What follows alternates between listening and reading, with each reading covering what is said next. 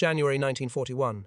The cold came early that year, a kind of cold that didn't just sting the skin but seemed to crawl into the bones. The coastal wind from Dunkirk howled through the cracks of the makeshift outpost, lifting flakes of ice like shards of broken glass. The camp was a skeleton of tarpaulin, timber and hope, half buried in snow, half held together by stubborn will. Inside one of the repair sheds, the air hung heavy with the smell of oil and rust. Frost clung to the tools, coating them in a thin white crust. Every breath turned to fog. The soldiers worked in silence, their gloved hands numb, their eyes dull from exhaustion. In the center of the room stood the source of all their misery, a mobile boiler unit, the only thing that could give them warmth, hot water, and the will to last another day. It had died 3 days ago. The valves had frozen during the night, and when they tried to restart it, the pressure built too fast.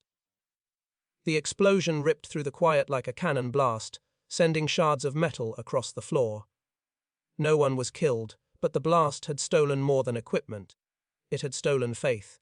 Since then, every attempt to fix it had failed. Sergeant Wilkes kicked the side of the boiler with a hollow clang. "Bloody useless tin coffin," he muttered through a cloud of breath. Sparks from the lantern danced across his face, revealing deep cracks of fatigue. "If this doesn't work by nightfall, we might as well dig our own graves." No one answered. At the edge of the group, half hidden in the shadows, stood a quiet man named Harold Flint. He was not a trained engineer. Not really. Before the war, he'd been a mechanic in a London factory, fixing machines that printed newspapers and stamped coins. But he had a way of listening to metal, of hearing the difference between a machine that was tired and one that was dying. Now he stood there, hands buried deep in his coat, staring at the broken boiler. The others saw a chunk of cold steel. He saw something else, a puzzle that whispered to him in bursts of memory and sound. The room echoed with the scrape of tools, the mutter of frustration, and the hiss of escaping steam from a cracked pipe in the corner. The frost on the walls was thick enough to reflect the dim light, making the place look like a tomb. Flint walked closer, his boots crunching over fragments of metal. He pressed his hand against the boiler's surface. It was colder than ice. Beneath his fingers, he could feel the faint vibration of trapped air, pressure where there should have been release. He squinted, tracing the line of a split pipe, following it to the valve housing. It was simple engineering, but something about it felt wrong, as if the whole thing had been built to fail the moment winter arrived. "Leave it, Flint," Wilkes barked, rubbing his hands near the lantern. "You'll only make it worse. We're out of parts and nearly out of time." Flint didn't reply. He crouched, eyes level with the frozen joint. A thin rim of ice circled the valve. The steam had no escape, building against the seal until it tore itself apart.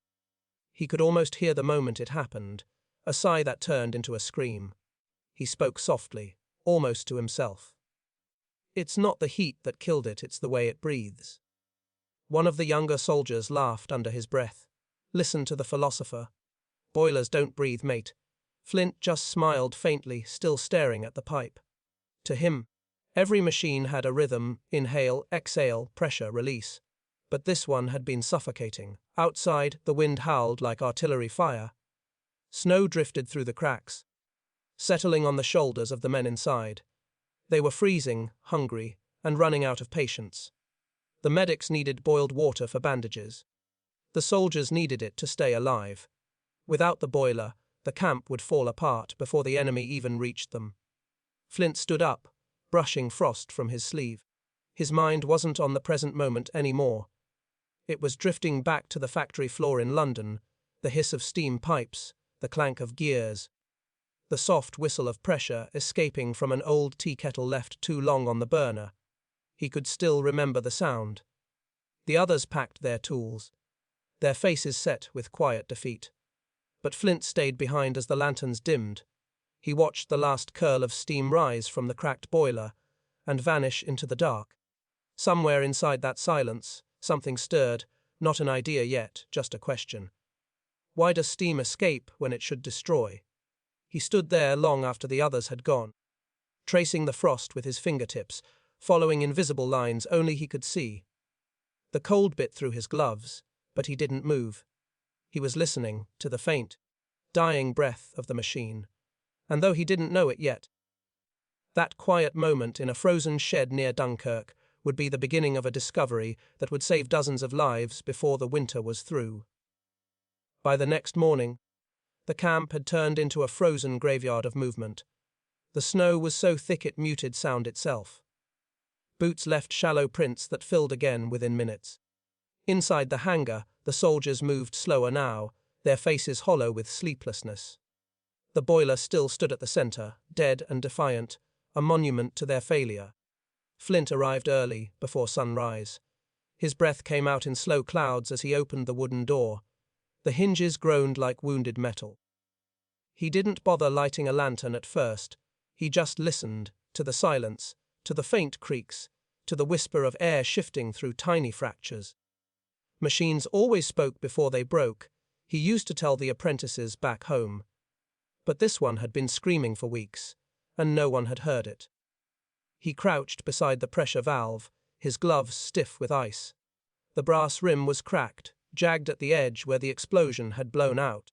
He brushed frost away and found traces of soot, not black, but a dull grey, like burnt dust. That meant heat had tried to escape, but the path had sealed itself under the frost. A system designed to relieve itself had instead turned into a trap. Sergeant Wilkes came in behind him, stamping his boots. "You again. Don't you ever rest?" Flint didn't look up. "Machines don't rest," he murmured. "Not when they're dying." Wilkes sighed, pulling his coat tighter. "You're wasting your time, lad. Command's already said we'll get replacements in a week." Flint finally looked at him. His voice was quiet, but the words were sharp. "In a week.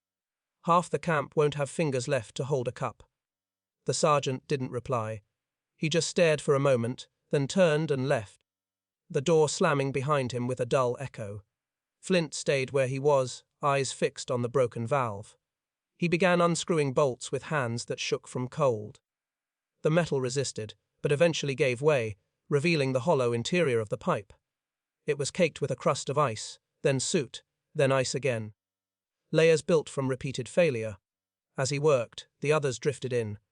Corporal Hughes, tall and red-eyed from lack of sleep, leaned against the doorway. "You really think you can fix it?" Flint didn't look up.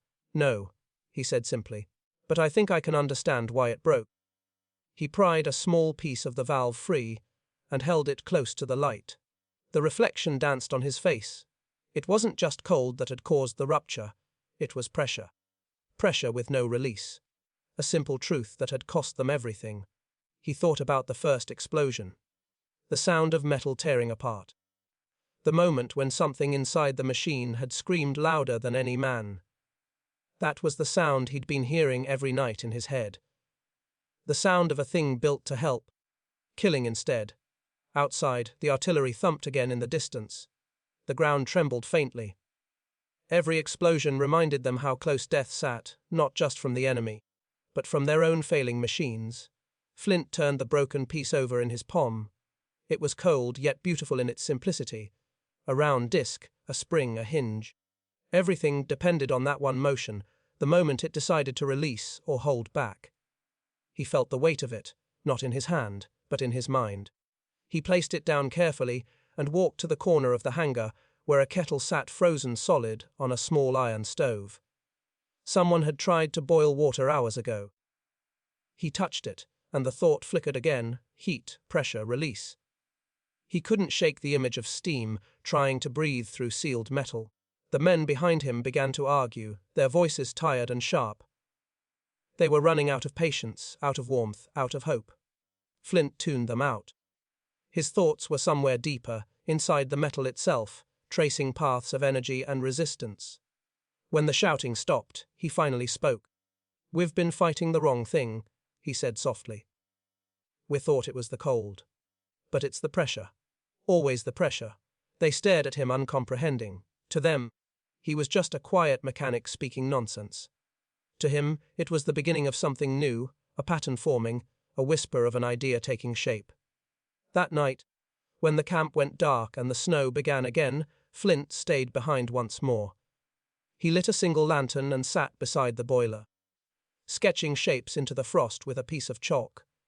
Circles, arrows, spirals, the language of a man trying to reason with the impossible. Each breath he took clouded the air, then vanished. He thought of home, of the factory floor, of tea kettles hissing gently on break tables, of machines that lived and died by their own rhythm. He thought of the noise they made, the soft sigh before the whistle. The balance between too much and just enough. He leaned back against the wall, staring at the dead boiler, and whispered, "You were never the problem." We were. Outside, the wind carried the faint sound of distant engines and the faraway cry of gulls over the coast. Inside, the lantern flickered, painting his tired face in gold and shadow. The frost on the pipes shimmered, catching the light like breath frozen in midair. He closed his eyes for a moment and listened again to the silence, to the heartbeat of a broken machine that still wanted to live. Somewhere within that silence, the first spark of his idea began to form, small, fragile, invisible to everyone but him. And though no one noticed, Harold Flint's quiet obsession had already begun its slow transformation into something that would soon defy the odds of war, metal, and time itself. By late February, the cold had become a living thing, creeping through every tent, biting through every layer of wool, settling deep into bones that had forgotten what warmth felt like. The men of the Dunkirk outpost had stopped counting days. The sky was a uniform grey, neither night nor day, just the long dim stretch of survival. Inside the hangar, the dead boiler still stood like a monument to futility. Every morning, the soldiers gathered around it, not to fix it anymore, but to curse it. The thing had become a symbol of their helplessness, and no one hated it more than those who depended on it. Harold Flint arrived before the others, as always. His fingers were cracked and bleeding from the cold, his breath heavy with exhaustion. He hadn't slept properly in days. Not since that night he'd drawn the chalk circles on the floor, a map of ideas that refused to leave his mind. Now those sketches lived in the margins of his notebook, scrawled between measurements, steam pressure figures, and half-formed designs. He didn't know what he was building yet. Only that the answer wasn't in replacing the broken valve. It was in changing what the valve meant. He stood in front of the boiler again, hand resting on the cold metal. It almost felt like greeting an old enemy. Around him, the faint sound of boots and muttered voices grew as the others stumbled in from the snow. Corporal Hughes dropped a toolbox beside him. "They say we'll be moving north by the week's end," he muttered. "Command's given up on this heap." Flint didn't move his eyes from the machine. "Then they'll march cold and thirsty," he said flatly. "And the next one will blow too." Hughes frowned. "You really believe that?" Flint turned to him. "I've seen it. When pressure builds faster than it can breathe, it'll find its own way out. Doesn't matter if it's a kettle, a boiler, or a man." The corporal chuckled dryly. "You talk about machines like they're alive." Flint looked back at the fractured steel. "Maybe they are. Maybe they just speak a language we stopped listening to." The men resumed their routine, tightening bolts, swapping pipes, rechecking the pressure gauges. A ritual more than repair. Outside, the wind carried the low rumble of distant gunfire. The front was creeping closer each day. Supplies were scarce. Rations were cut again. As they worked, a sudden hiss of escaping air made everyone freeze. Flint rushed forward, gripping the valve. Steam burst from a fracture near the seam, scalding the air. He twisted the wheel with all his strength, forcing the pressure back, but the damage was done, another failure. The men cursed, backing away from the hot mist. When the hiss subsided, Flint leaned against the boiler, his gloves smoking slightly. His heartbeat thudded in his ears. He knew what this meant. The problem wasn't just the cold. It was the flaw in the design, the arrogance of believing control could be perfect.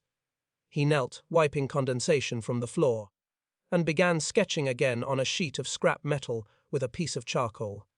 A circle for the chamber, a line for the pipe, a smaller circle for the valve, and then, a strange thought.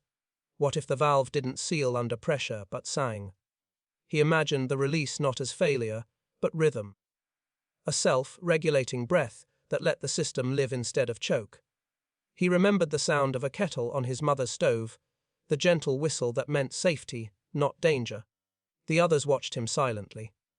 "You're wasting your strength, Flint," Hughes said softly. "There's no saving this thing. Even the officers say it's done." Flint smiled faintly without looking up. "Maybe. But every machine leaves a clue when it dies. You just have to listen." He rose, wiped his hands on his coat, and walked toward the wrecked pile of scrap in the corner, remnants of trucks, broken rifles, twisted German parts. His eyes scanned the heap like a scavenger searching for meaning. He pulled out a piece of copper tubing, then a bent lid from a German canteen, running his thumb along the rim. To the others it was junk. To him it was a possibility. All that day, the men worked in the dull echo of despair, while Flint scavenged in silence, collecting small pieces. Wire, tin fragments, bolts, laying them neatly on a table like puzzle pieces. When night fell, the others left for the barracks, muttering about wasted time. But Flint stayed behind, the lantern glowing low beside him. He unrolled his notebook, eyes burning with quiet determination. The pages were smeared with soot and oil, but the lines began to form something, not a repair, but a rebirth. He whispered to himself as he drew, a valve that releases itself. Not too fast, not too slow. Like breath, like heartbeat. The wind outside howled, rattling the thin walls. The war beyond the hangar was loud and cruel, but inside that flickering pool of light, there was only one man and his impossible thought. The boiler loomed in the darkness, silent but watching. And though the world around him was freezing and falling apart, Harold Flint felt something strange stir within him, not warmth, but the first faint spark of hope. He didn't know it yet. But that night's quiet sketching would set in motion the chain of events that would decide whether dozens of men lived or died before the winter ended. By the next dawn, the snow had turned to sleet, a thin, relentless rain that froze on contact, coating everything in glass. The camp was barely awake when the first shell landed somewhere beyond the ridge. The sound rolled across the horizon like thunder, a grim reminder that their time was running short. Inside the hangar, the soldiers worked in a dull rhythm, trying again to repair the useless boiler. Flint moved among them silently, his face drawn and pale, eyes shadowed by nights without rest. The small pile of scavenged parts on his table had grown, copper rings, bent rods, fragments of tin and steel. None of it looked like much, but to him, every piece had a purpose. "Command says we're to evacuate by the end of the week," Wilkes announced, his voice hoarse from shouting over the storm. "They're cutting power to this sector. If the boiler's not working by then, we abandon it." A few of the men sighed in relief. Others didn't care. Only Flint paused, his hands still, eyes locked on the cold mass of metal that had become his obsession. To him, leaving it behind was more than failure, it was surrender. He wiped his hands on a rag, then spoke quietly. "If we leave it, the next camp will face the same thing. The same flaw, the same deaths." Wilkes turned toward him. "And what would you have us do, Flint?" "Build a new one out of scraps. We're soldiers, not miracle workers." Flint met his gaze. "Maybe that's all a miracle is, a machine that finally makes sense." The sergeant shook his head and walked off. Flint returned to his bench, staring at the small copper tube he'd bent the night before. He had shaped it to curve, not straight, allowing steam to move freely before reaching a narrow point, like air pushed through lips before a whistle. He heated the end with a small flame, the metal hissing as it expanded. Then carefully he attached a makeshift spring he'd salvaged from a broken rifle. The contraption was crude, ugly, even, but it behaved differently. When the pressure built, the lid trembled, then lifted slightly before snapping shut again.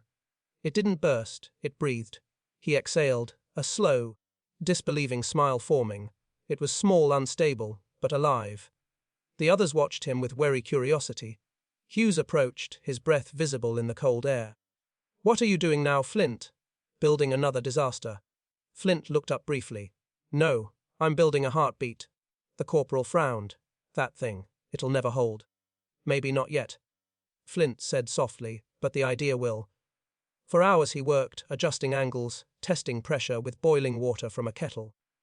Each time the lid trembled and released steam without exploding, his conviction grew stronger.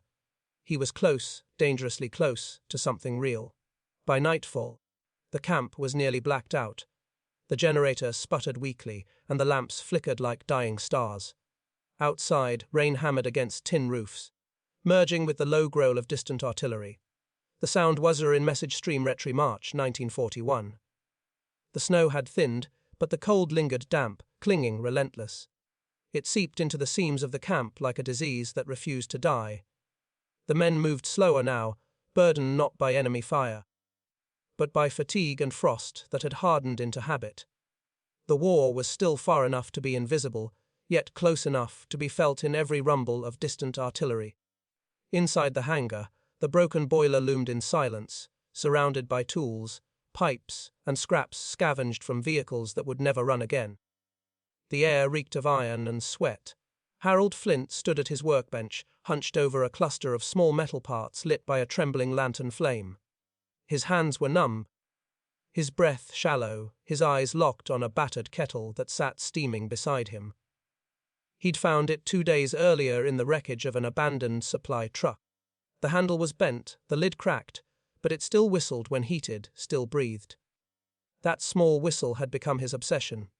Each night since, Flint had watched it boil. He'd stare at the thin column of vapor escaping through the loosened lid, listening to the rhythm of the sound, the steady rise, the shrill release, the calm that followed. The kettle lived on the edge of destruction, yet it never burst. It knew when to let go. The others thought he'd gone mad, still with that thing. Hughes had muttered the night before, shaking his head. "You'll boil yourself before you fix a bloody boiler." Flint hadn't answered. Words didn't matter anymore. Only the pattern did, the invisible rule written inside every hiss of steam. Now, in the dim light of morning, he leaned closer as the kettle began to tremble. A droplet formed at the rim, quivering before it fell. Then came the whistle, soft at first, then sharper, as the lid danced gently against the rising pressure. Flint's eyes widened. That was it, not failure, balance. He reached for his notebook with trembling hands and began to draw. Circles within circles. A small vent inside a chamber. A spring to hold tension. A disc that lifted, not burst. A breath, not an explosion. He could see it now, the same principle. Scaled to the size of a boiler, saving men instead of tea. He whispered to himself, almost reverently, "Let's go to live." The thought sent a shiver through him that had nothing to do with the cold. For weeks, they had fought against the machines, tightening, sealing, forcing control. But control was the enemy. The secret was surrender, not total, but measured. To let the pressure breathe. To let the machine speak. He began scavenging again. More deliberate this time. Tin from ration boxes. Wire from a burnt-out truck. A strip of copper tubing from the ruins of an enemy field kitchen. The parts were crude, mismatched, but in his mind they fit together with the precision of purpose. Hours passed unnoticed. Outside, the light dimmed again into the color of ash. Flint worked by lantern glow, soldering, bending, whispering fragments of thought under his breath. His hands shook as he assembled the first crude model. A metal cylinder no bigger than a canteen, topped with a handmade vent cap and a spring from an old rifle. When it was done, he sat back and stared at it. A fragile thing, ugly and uneven. But it was his. He placed the kettle on the stove again, this time fitting his makeshift valve over the spout. As the water began to boil, the hangar filled with soft clicking sounds, expanding metal shifting air. Flint's heart pounded in rhythm with each tiny tremor. Then came the sound, a hiss, not a shriek. The lid lifted, releasing steam in a steady pulse. No explosion, no rupture, just breath. He laughed quietly, a sound that startled even himself. It wasn't victory, not yet. But it was proof. Proof that the impossible could be simple, that salvation could hide in something as ordinary as a kettle. He turned down the flame and watched as the steam faded, the metal cooling in quiet surrender. The air smelled faintly of wet iron and smoke. He closed his notebook, pressing his palm against the cover as if sealing the thought inside. Outside, the wind moaned across the frozen plain. Inside, Flint sat in silence, staring at the small device that had just breathed for the first time. He didn't move for a long time. The lantern flickered, shadows sliding across his face. The idea had taken root, fragile, uncertain, but alive. And as the kettle gave one final sigh of escaping steam, Harold Flint realized something deeper than invention. Sometimes survival isn't about resistance, it's about knowing when to let go. The next morning broke with a grey light that seeped through torn canvas and hung heavy in the air. The snow had stopped, leaving behind a cold mist that rolled across the camp like breath from the earth itself. The men woke slow, shivering, coughing, the usual groans of soldiers who had forgotten what warmth felt like. But inside the hangar, there was a different kind of silence, the stillness that comes before revelation. Harold Flint was already there, sleeves rolled up, eyes raw from sleeplessness. The kettle from the night before sat beside him, still streaked with soot. The improvised valve glinting faintly in the pale light. He had replayed that moment again and again in his head, the hiss, the lift, the calm release. It had worked. It breathed. Now came the real test. He spent the early hours fitting his design onto a small section of the damaged boiler system. It was crude work, done with trembling fingers and tools meant for field repairs, not invention. But Flint didn't care. Precision was a luxury. Purpose was all that mattered. When Hughes entered the shed, rubbing his hands against the cold, he froze. "What in God's name are you doing?" Flint didn't look up. "Trying to stop the next explosion." Hughes frowned, stepping closer. "With that kettle of yours." Flint tightened the final bolt, his voice steady. "With what it taught me." The men gathered slowly, curiosity pulling them in. They had mocked him for days, but something in his comm had changed. It wasn't madness now, it was conviction. He lit the small burner under the pipe. The metal began to heat, frost melting away in thin streams. The air thickened with tension. The men stood back, remembering too well what pressure could do. Flint stood close, eyes fixed on the valve, hands ready. Minutes passed. The hiss began faint at first, then building. The pipe trembled. Someone muttered a prayer. Another cursed under his breath. Flint's jaw tightened. The pressure gauge needle climbed higher and higher. Then it happened. The valve lifted with a sharp, metallic click, releasing a thin, controlled breath of steam. The sound was soft but powerful, the sound of life instead of death. The pipe steadied. The pressure held. The machine didn't burst, it lived. The men stared, their breath catching in the fog of vapor. Hughes was the first to speak. "Bloody hell, it's working." Flint exhaled slowly, his voice quiet. "It's not fighting the pressure anymore. It's using it." He stepped closer, listening to the rhythmic hiss, like a heart finding its beat again after near death. It was the simplest thing, a vent, a spring, a release. Yet it carried the weight of every life the machine had threatened to take. When the burner ran out of fuel, the valve fell silent, the steam thinning into the cold. The men broke into murmurs, disbelief giving way to awe. For a moment, the war outside vanished. They weren't soldiers anymore, just witnesses to something miraculous. Proof that even in chaos there was room for genius. Wilkes entered just as the last of the steam faded. "What's all this noise?" he barked. But when he saw the calm faces, the working pipe, and Flint standing beside it with soot on his hands and a strange light in his eyes, the sergeant's voice faltered. Flint turned toward him. "It's a new valve, sir, regulates its own pressure, won't burst again." Wilkes blinked, uncertain. "And you made this out of a kettle?" Flint smiled faintly. "The kettle only reminded me how to listen." The sergeant stared for a long moment, then shook his head. "You're either a genius or insane." "Maybe both," Flint replied softly. That night, long after the others had left, he sat alone again in the hangar, the prototype resting beside him. Outside, the wind whistled over the frozen plain, carrying distant thunder from the front. Inside, there was only the quiet hum of thought. He opened his notebook and wrote a single line at the bottom of the page. "The machine must learn to breathe." He underlined it once, then closed the book. His hands were trembling, not from the cold this time, but from the weight of what he had begun. The idea was no longer just his, it had become something larger, something alive. Flint leaned back, watching the kettle on the stove begin to steam again. The familiar hiss filled the room, steady and warm. He smiled to himself, a small, wary smile that held both exhaustion and peace. The war outside raged on. But in that tiny corner of the world, a quiet invention had just been born, one that would save men before anyone even realized they were in danger. The whistle of the kettle rose, soft and haunting, echoing through the night like a lullaby to the dying winter. And Harold Flint, the quiet mechanic who once listened to broken machines, finally heard something different in the sound of steam, the first whisper of survival. By early April, the snow had begun to melt into rivers of mud, turning the ground around the Dunkirk outpost into a grey, trembling swamp. The air smelled of rust and wet canvas. The men were thinner now, paler, their eyes sunk deep into hollows carved by sleeplessness and hunger. The war hadn't moved much on the map, but inside the camp, everything was collapsing.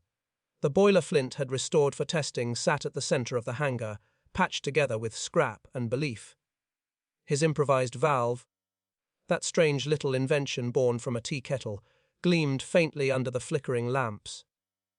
For the first time in months, there was hope that warmth might return. But hope, in wartime, was a fragile thing. When the officers arrived that morning, they brought with them the cold weight of authority. Captain Reeves, a man whose uniform was as spotless as his skepticism, walked in with a clipboard and a frown. He looked at Flint's contraption like it was a child's toy left in a war zone. "This is what's been holding up repairs," Reeves said flatly, circling the boiler. "A homemade valve. Improvised from what? Tin and rubbish." Flint stood straight, his hands still stained with oil. "It regulates pressure automatically, sir. No external control required. It vents only when necessary, like a breathing cycle." Reeves raised an eyebrow. "And who authorized this experiment?" Flint hesitated. "No one, sir." "Exactly," the captain snapped. "We have procedure for a reason. The last thing this camp needs is another explosion because some mechanic fancies himself an inventor." The words hung in the cold air, sharp as bayonets. The other men looked away. They'd seen what Flint had built, seen it work, but no one dared speak against command. Flint swallowed hard. "With respect, sir, it's already saved one boiler. It can save more." Reeves studied him for a long, tense moment, then sighed. "You're a brave man, Flint. But bravery doesn't replace engineering approval. Disassemble it. I want the standard valves refitted by nightfall." He turned on his heel and left, boots splashing through puddles, leaving behind silence that felt heavier than gunfire. Flint stood there, motionless. The lantern beside him hissed quietly, as if mocking the captain's order. Hughes came up beside him, voice low. "You can't fight the brass, Harold. You'll hang for disobedience." Flint's eyes didn't move from the boiler. "If I follow orders, men will die." The words were barely above a whisper, but there was steel in them. He could already feel the chill of defiance creeping into his bones. He wasn't a soldier at heart.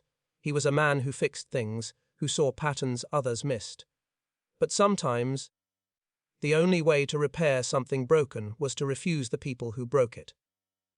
That night, while the camp fell into uneasy sleep, Flint stayed behind in the hangar. The lamps burned low, their light trembling on the walls. Rain hammered the roof like artillery. The boiler stood waiting in the dark, silent and patient. A giant that only needed permission to breathe again. Flint ran his hand along the metal surface, tracing the faint seam of his invention.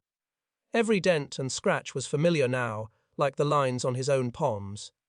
He thought about Reeves, about orders, about what rules were worth breaking.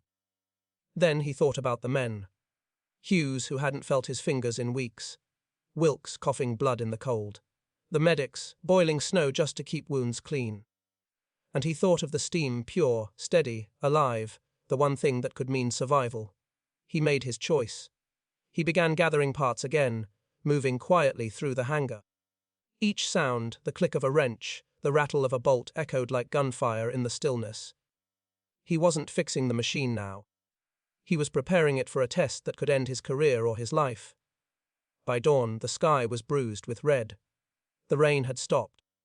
Leaving behind a heavy mist that hung low over the camp, Flint stood in front of the boiler, exhausted but resolved. The modified valve gleamed faintly. The kettle-born idea now scaled into something real. He tightened the final bolt, wiped his hands on his coat, and lit the ignition wick. The flame flared weakly, then caught, spreading a dull orange glow through the mist.